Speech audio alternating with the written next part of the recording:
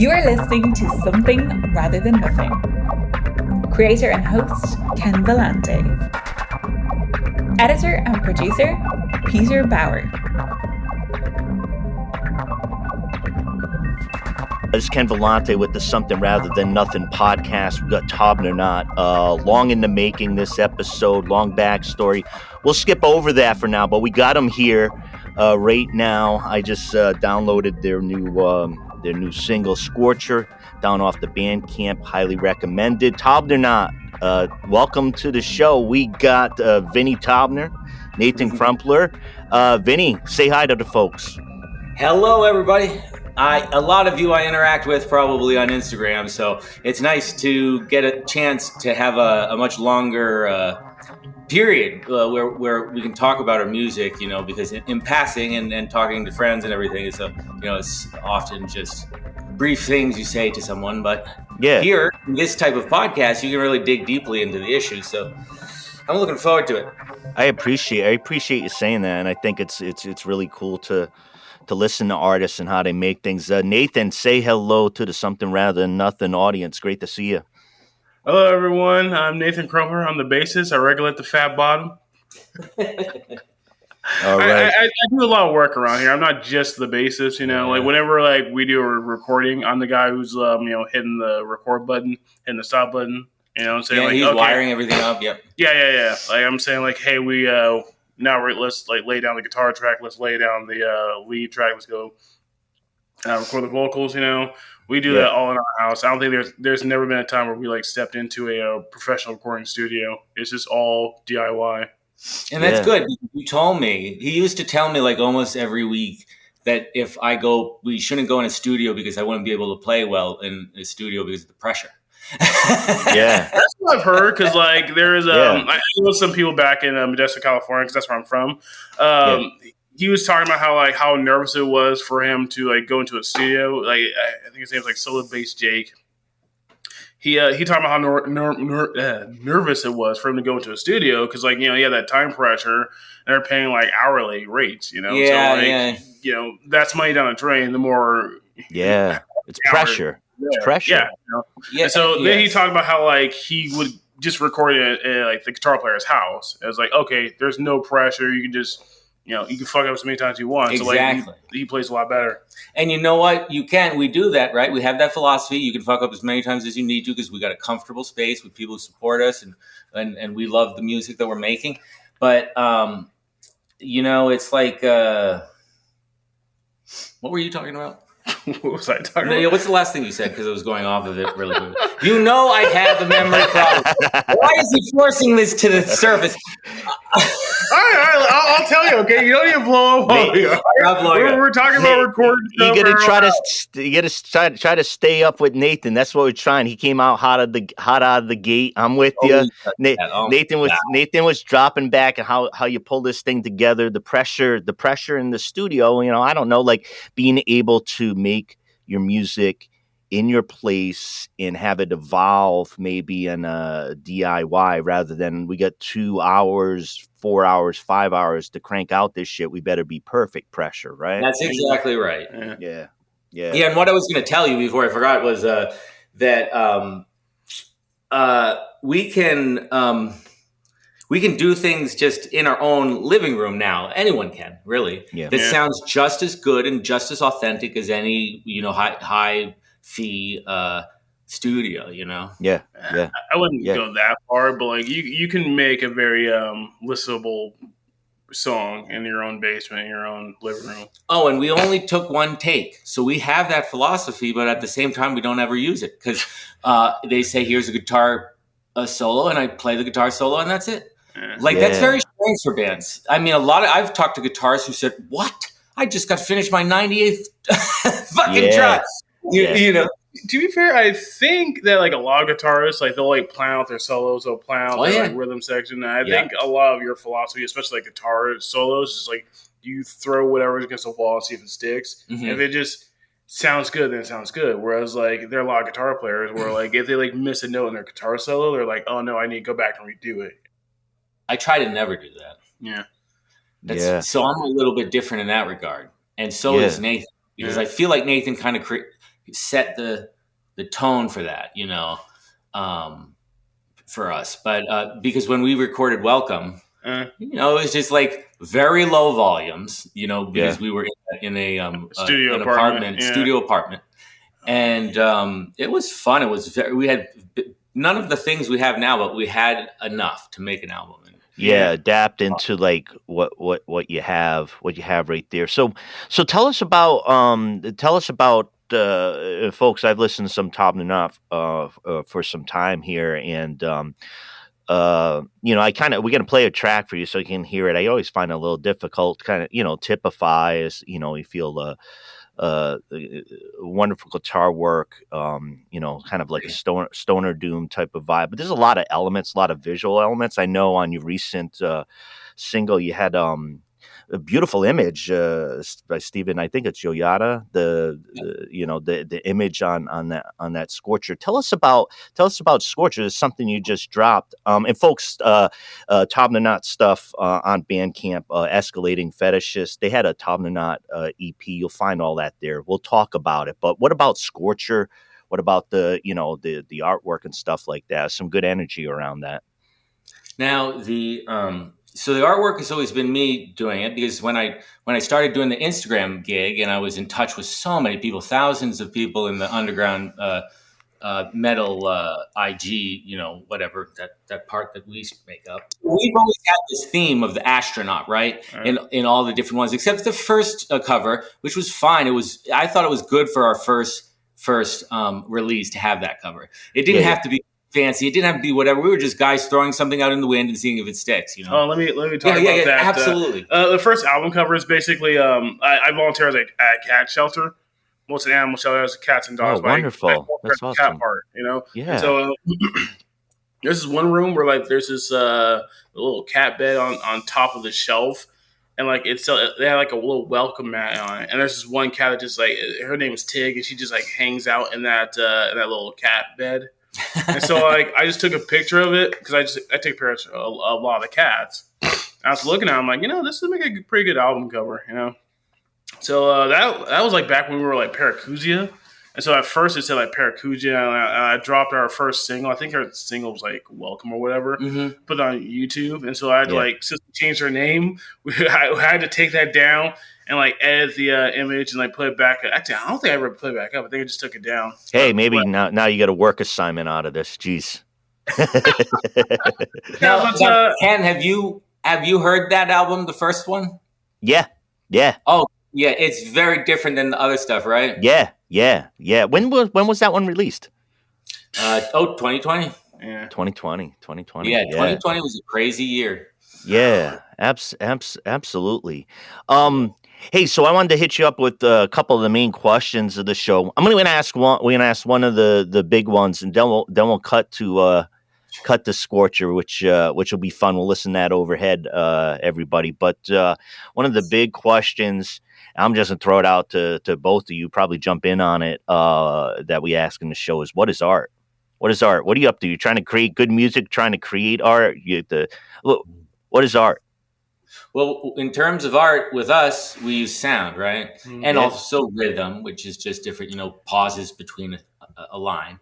And it's very mathematical in a way, if you think about it that way. But it's also very intuitive. Art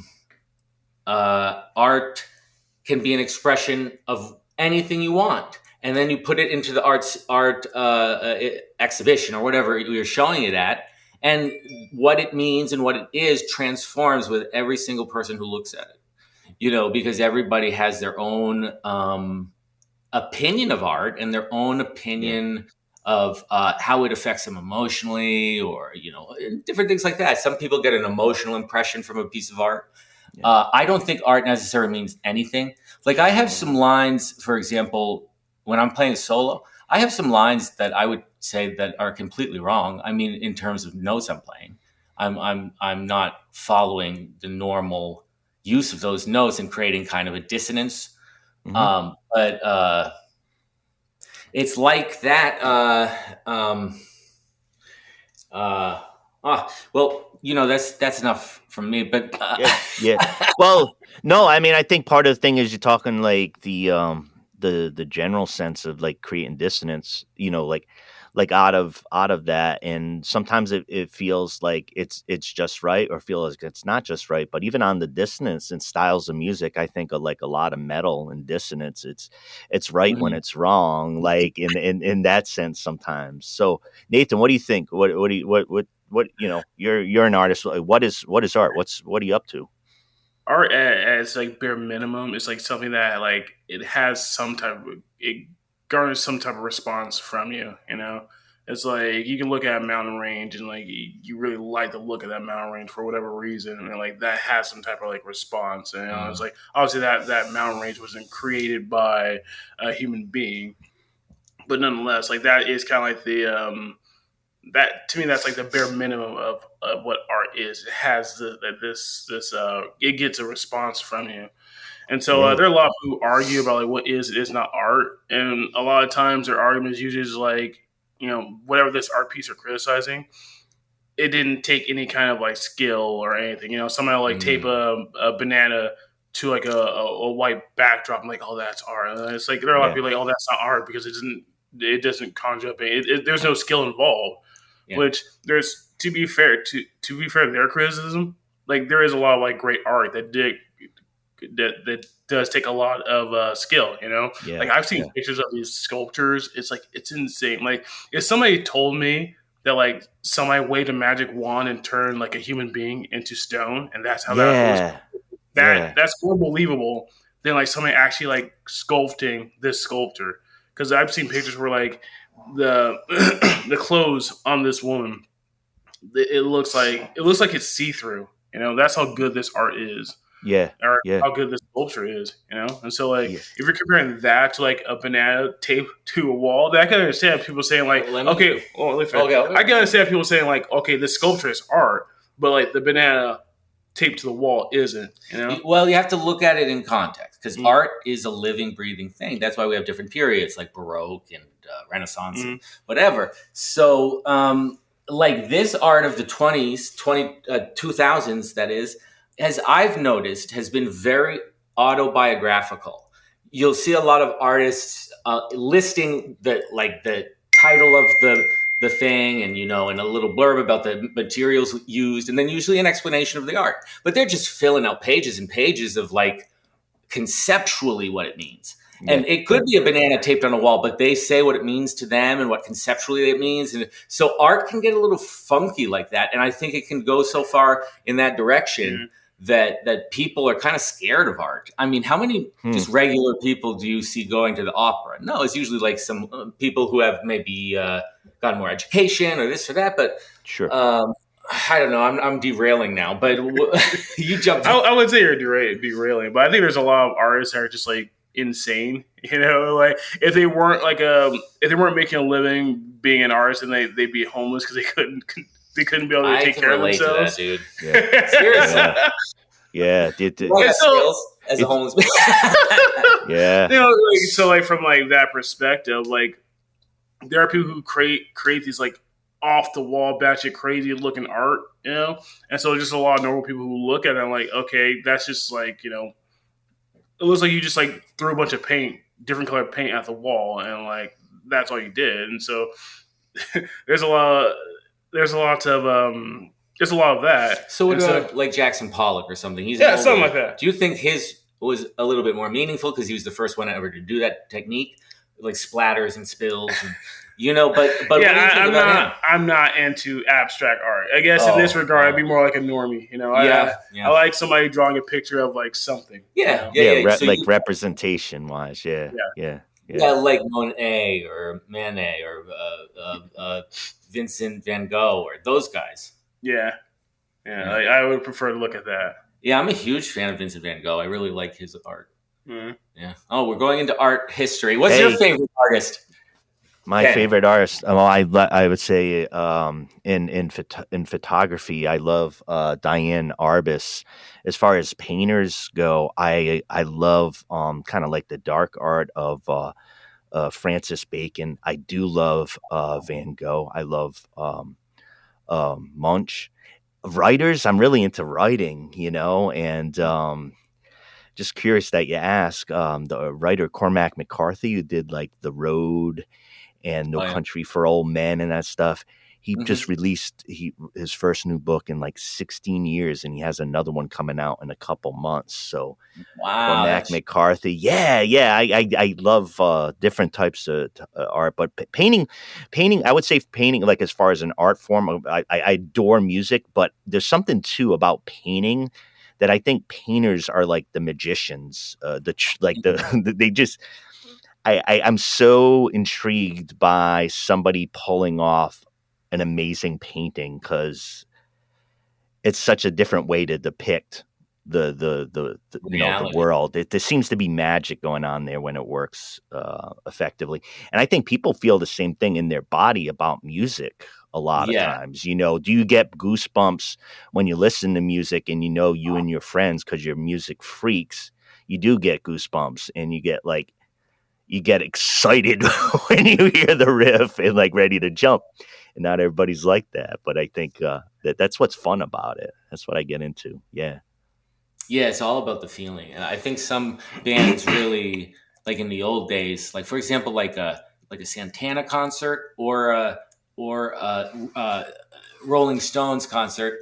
Those are some crazy ass concerts. And the people are feeling the music. People aren't even thinking anymore. A lot of them are literally not thinking anymore because they maybe took acid or something. But anyway, they're thinking a whole lot. They're thinking a whole lot, or not at all.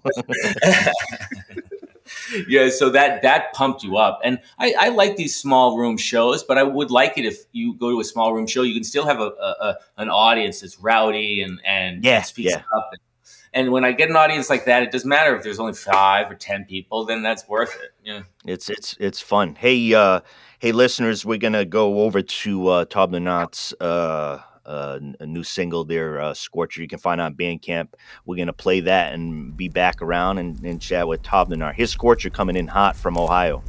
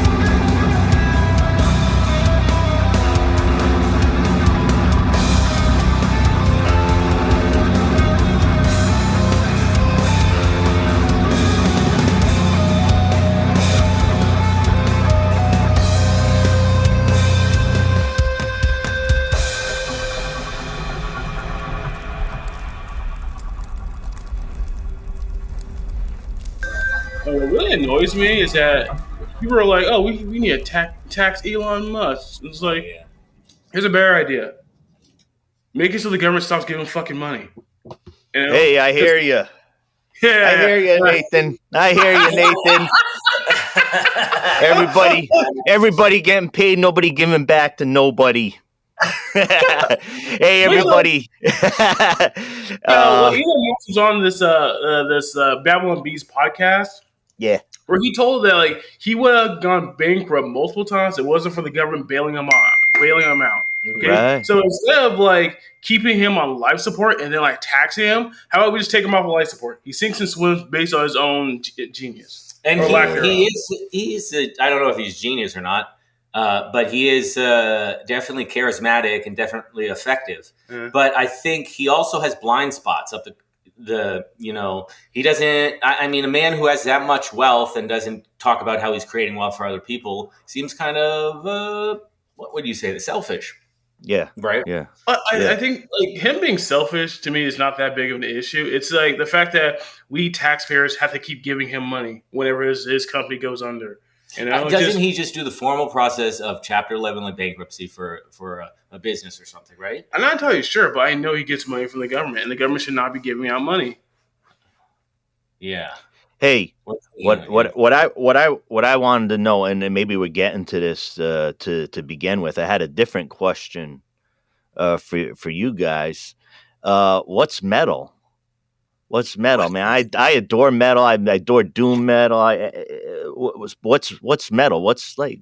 In the old days, it was easy because there were not as many bands. It was easy, and you would have someone walk into a bar just because they heard someone say something about a band, watch the band, and then say, "Yeah, we should sign these guys." You know, there's lucky shit like that happening back then.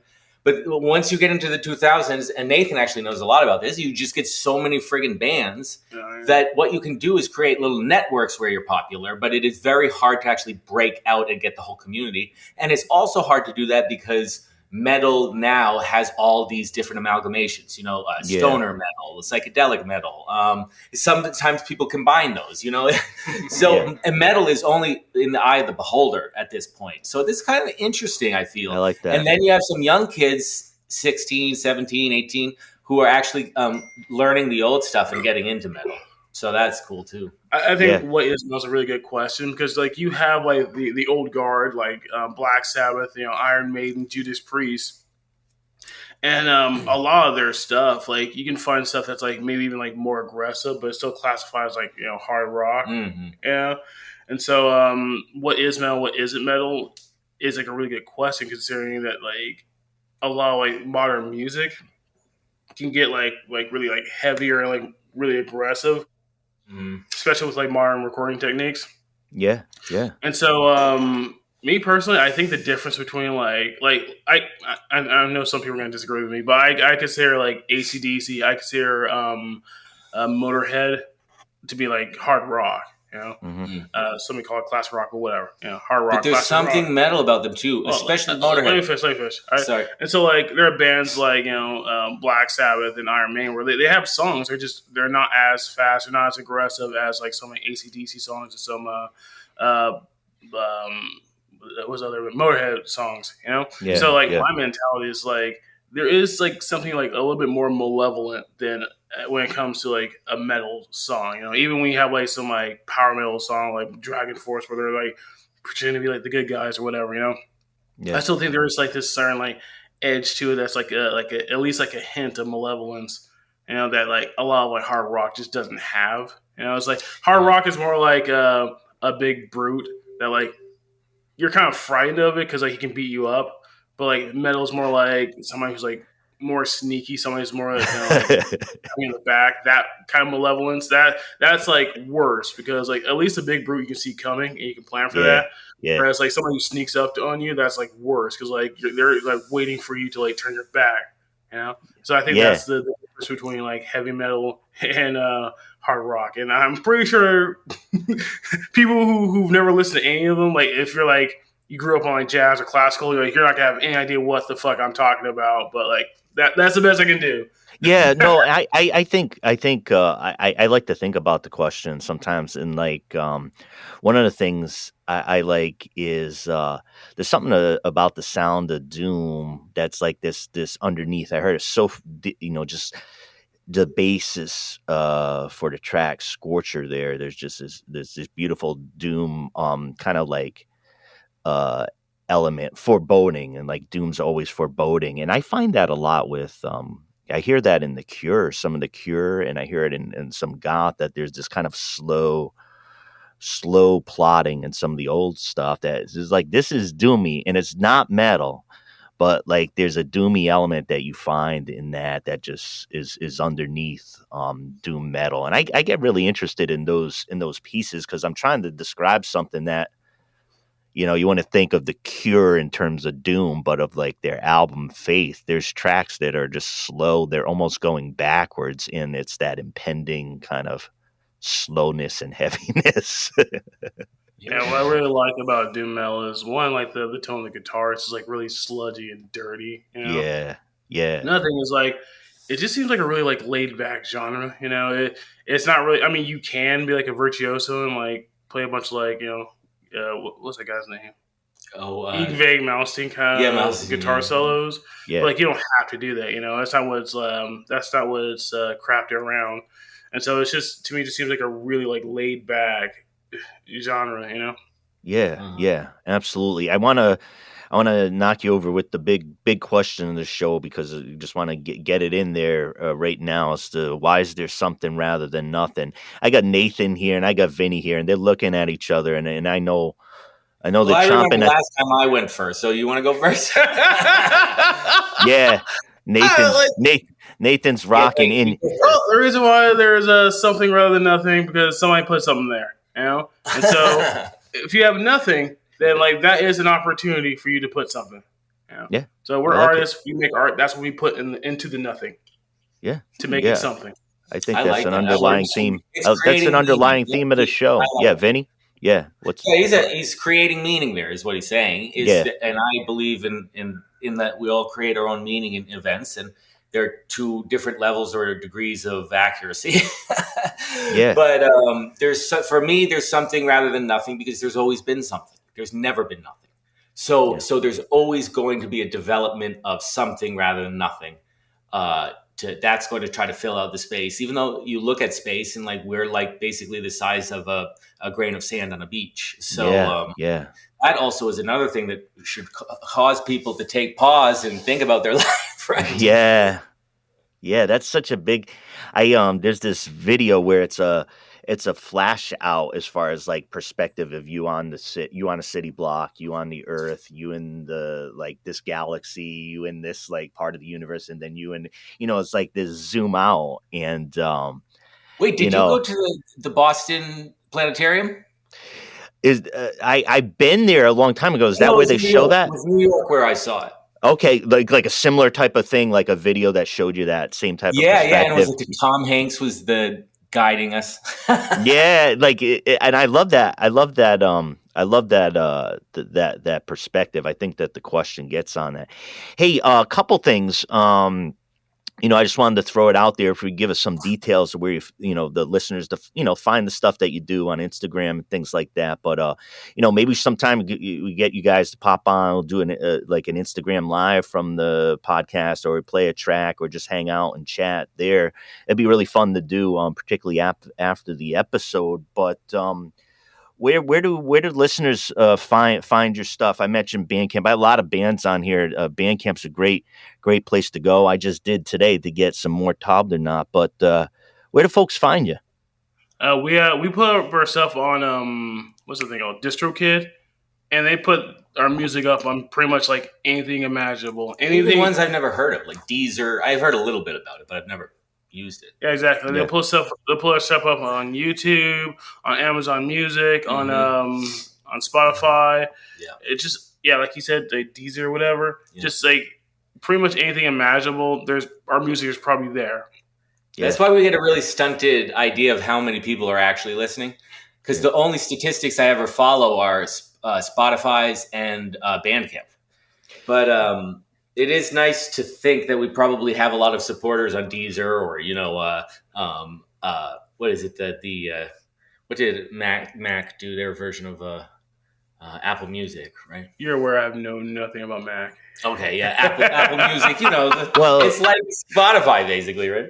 Well, the thing is, where you have these kind of like smaller community, I think I even find it on the podcast too, because in the similar sense of distribution, it pops up in different places, and then it's tracked or known, or there's activity in different places. You kind of hunt around and see, who's listening and where people are listening. So it's a little bit different when you try to hustle and kind of like track all that type of stuff, but it's great to hear that your stuff is everywhere. And then of course for some of the actual download tracks via Bandcamp, and of course Taubnernaut of course you have a good presence and networking on Instagram where we've interacted. So I mean it's been a nice thing for to see you guys and the work that you do, and listeners, we've been planning on this. We had an attempt before, and so this has been an episode we've been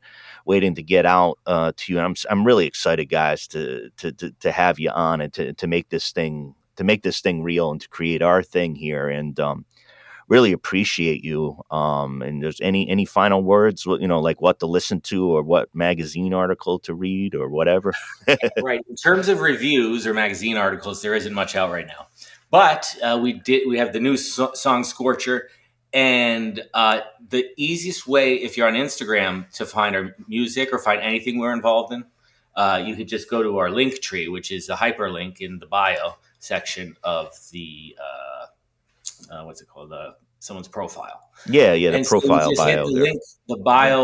In the bio of my profile, I just hit the link to linktree.com, and you can find everything we've done, even stuff people don't know about, like the what's that thing that you've been using? You can chat with people, but there's more levels of safety, I guess, perhaps, or. You talking about Discord? Yeah, Discord. We have a Discord, but like nobody's in there. So yeah, join our Discord. Go to Discord. There's only one way to start. Go over, let's have folks go over to Discord. Yeah. Go to our Discord. You can hang out there and chat with people. Or I guess you can chat to each other when you get there. Go to our YouTube channel, because like we'll drop our own podcast there. Like the way we do our podcast is that we'll just talk for like an hour, maybe 2 hours. And then we'll chop it up into like 30-minute chunks and just release it every Friday. One chunk is released every Friday. Awesome. And so like that one day can like span to like a couple of months. And so actually I think the one that just dropped now today, I think it's like an hour long, because usually I try to find a good spot to like chop it in half. Yeah, but like this one ended up being like an hour long because I couldn't find a good spot. Yeah, like Nathan. Let me finish. we talk about politics our podcast, and like for some reason we decided to do like a political compass test. Yeah, and so like this guy started it, and like I think like it took us like 45 minutes to actually do it. And so like either I chop it off into like the first 15 minutes. And like the last 5 minutes or whatever, or I just like leave it all together. So I decided to just leave it all together and just put it up there. So go to our podcast if you like podcasts and like hear us talk about goofy shit. Yeah, no, I love it. It's great hanging with you, Vinny, and great to see you, Nathan, here from Taubnernaut.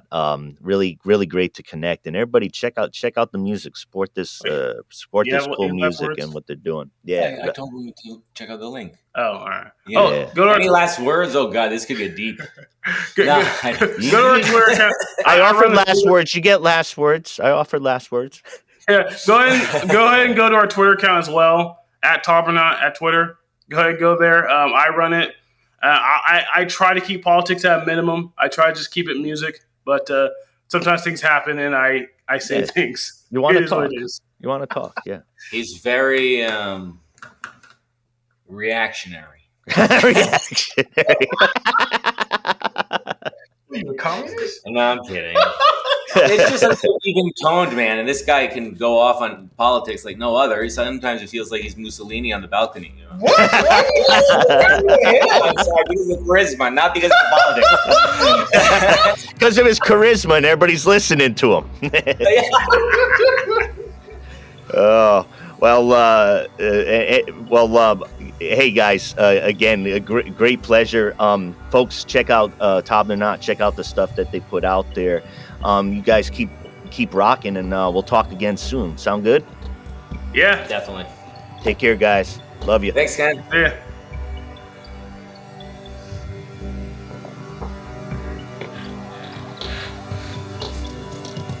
This is Something Rather Than Nothing.